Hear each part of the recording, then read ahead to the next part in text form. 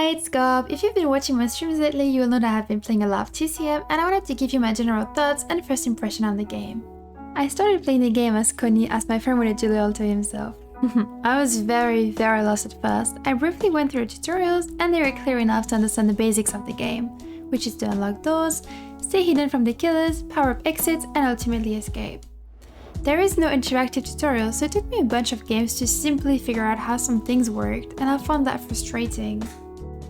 Although I like learning as I play, in TCM you're not really told anything. Perks and attributes are not properly explained, nor how they can be upgraded. For example, I had no idea how to power up some exits, and I had to find out the hard way that some exits automatically close after a while. Thankfully, the game is rather simple, but still took me a few hours to get my head around the basics. I think they should add playable tutorials and give more detailed guides. Anyways, I got into my first game and was already facing an issue. Before I press play, I invite my friend to my lobby. I've played with friends most of the time, and I generally think that the party system is quite literally ass. If you're on PC like me, you invite your friends through Steam as you can't add them in game, which also sucks because what if you get in a game with some really cool guys that you want to add? Now, once you've added the person on Steam, you invite them, and I've often had problems with invitations not working, and I was not only on my end.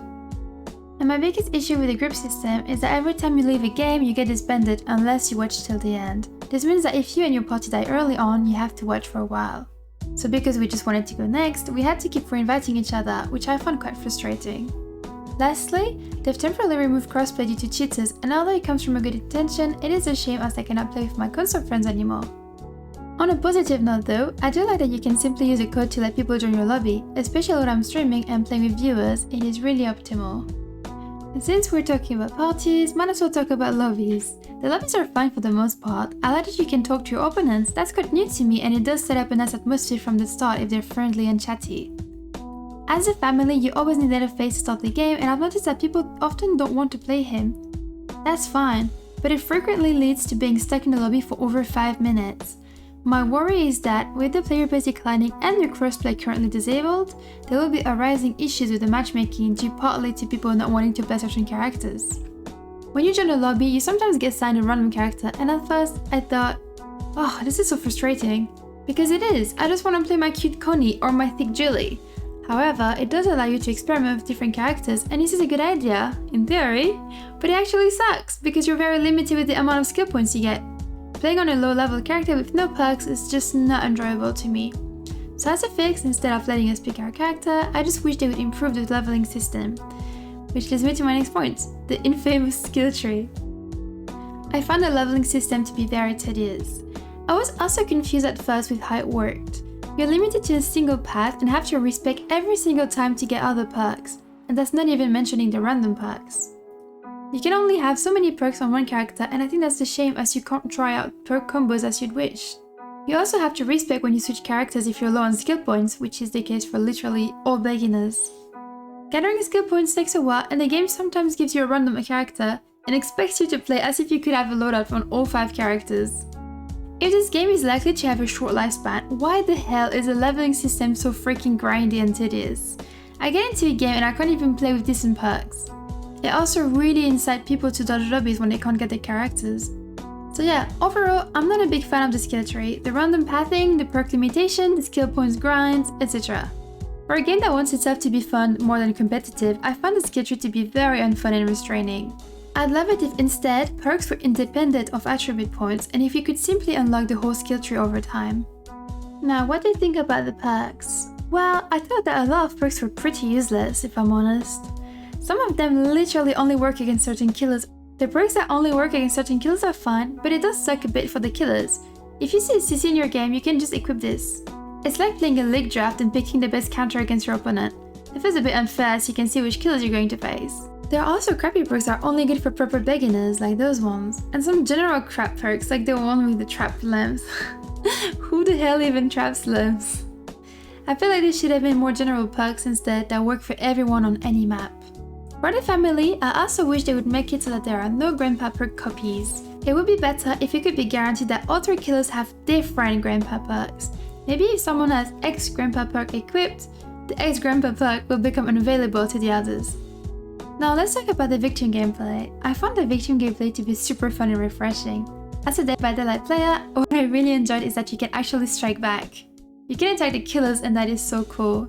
Finding toolboxes and potions is easy and makes the game smooth. Even when I had no idea what I was doing, I still managed to open some doors and simple exits. What I absolutely love is that while you can play as a group and make teamwork your strength, you can literally escape by yourself and not be weighed down by your teammates. Well, that is if you don't get a sandbagging Leyland.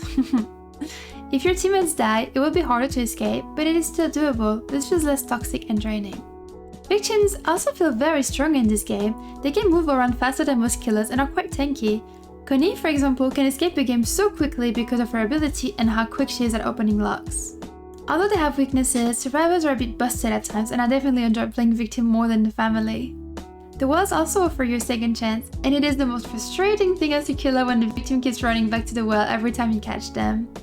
My only complaint about victims would be the incredibly annoying yellow-red mist that pulsates at the periphery of your screen when enemies are near. It makes it really hard to see. So what about killers then? Did I enjoy playing killer? Kind of. I like that they're not all powerful, they're bound by stamina and have weaknesses too. Instead, they have to rely on teamwork. It's great and it doesn't feel as lonely. Plus, if you're getting bullied, your teammates can come and help you out of a bad situation. The downside to this is that it doesn't work too well when no one uses the voice chat and you're left on your own. Overall, I had fun playing killer, but I definitely found some things frustrating. It sucks that survivors can just race past you to the exit and there's not much you can do about it. They're hard to catch and the wells offer the survivors an almost infinite amount of chances to heal up and come back. You also can't tell how many hits are needed to kill a victim. Sometimes a few hits will do, other times you're going to run and hit them for 5 minutes, especially as they have time to heal up during chases if they find a good spot. I also feel like the distance survivors get when you're stunned or exhausted is crazy. Although these things bother me, I don't necessarily think they should be changed. Now, my biggest issue as a killer is that you sometimes run around looking for a survivor for 5 minutes and it gets very boring. There are no scratch marks in this game, and while at the beginning victims make a lot of noise, as soon as they get upstairs I find that it becomes hard to locate them if they're good. To me, the beginning is very boring for most kills except Baba. For example, I mostly play as Sissy. You start by the car which you have to turn off, or on, whichever one it is. And it is just useless. They could leave the exit get empowered from the start, just like they did with the generator. But the good news is, next patch, the car battery will start out on and be powered up by default. Now, I haven't played killer that much and I might just be lacking knowledge on all the things you can actually do at the start. So this is just my personal first impression, and I'm curious to hear about your own experience playing as a family. Interestingly, I found Leatherface the least exciting family member to play. Yes, he gets to have fun from the start, but he feels quite cumbersome to play. You can't follow victims through gaps and spaces, and there are so many in the basement. And I found him a bit hard to navigate as well. My favorite killer was by far Sissy. She's not the strongest, but she can hold good chases and I like her poison power. I love that she's able to contaminate items, poison victims directly, and chase them through those narrow gaps. Overall, the graphics are beautiful and the game looks lovely. However, I've had plenty of crashes when launching the game, had some bugs that led to my death or to me having to disconnect from the game. But the game just came out and it's bound to happen. There are, in my opinion, a few things I need to remove. The bugs, the infinite stuns, and that repetitive grandpa cutscene. Oh, it does my head in already and I haven't even been playing the game for long. Now, as mentioned earlier, voice chat is great. I love it and I love good teamwork. My worry though is that games that rely on voice chat too much can become very frustrating and bad when no one communicates. Maybe introducing a ping system like in Apex would work wonders.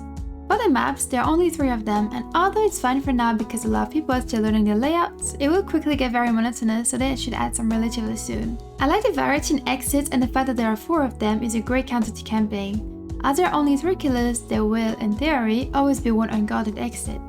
TCM is a really fun and refreshing asymmetrical horror game. It is pretty balanced and doesn't feel too competitive, which makes it fun and casual. I do, however, think that victims are more fun to play and have an overall slight advantage on the killers. While you can play stealthy, you can also fight back and be very aggressive as a victim. The killers are not overpowered for the most part. Instead, they all complement each other and make the game balanced as they have to work as one. Whether the game's going to take off, only time will tell. Although the game's growth is harshly limited by its license, I do hope the devs will try their best to make the game last. To me, TCM is a breath of fresh air that feels similar to Dead by Daylight, but more relaxed and fun. That being said, I do not believe that the game will keep on growing with its current state as it is. After a few hours, I was already feeling quite comfortable and used to the game, and there are a lot of frustrating things that needs to be fixed. I haven't watched the original movie, but I've heard that they nailed the essence of the OG film and that there are a lot of intricacies. What I can say though is that the horror aspect and the characters were really well done. They did a great job. That's about it for now. I haven't covered everything as I didn't want to make this video too long. I hope you enjoyed my review. Please let me know what your thoughts are and what you agree or disagree with. Make sure to subscribe for more and I'll see you soon. Take care.